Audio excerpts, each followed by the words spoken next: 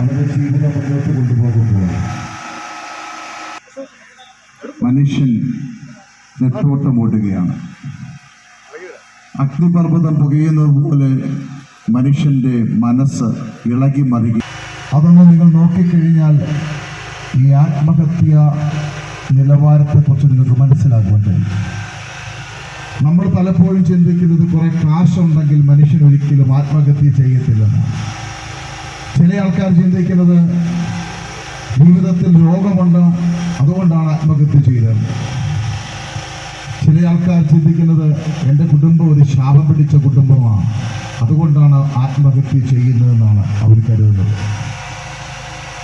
ഇതിനെല്ലാം തകിടം മറിച്ചുകൊണ്ടുള്ള വാർത്തകളാണ് ഈ കഴിഞ്ഞ ദിവസങ്ങളിൽ വർത്തമാന മാധ്യമ പത്രങ്ങളിൽ കൂടെ നമ്മൾ വായിച്ചത്. പൈസയ്ക്ക് ഒരു കുറവില്ലാത്ത കോടികൾ ആസ്തിയുള്ള കോടീശ്വരനായ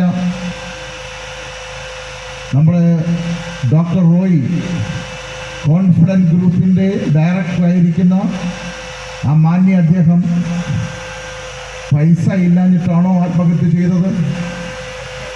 പ്രിയ സുഹൃത്തുക്കളെ,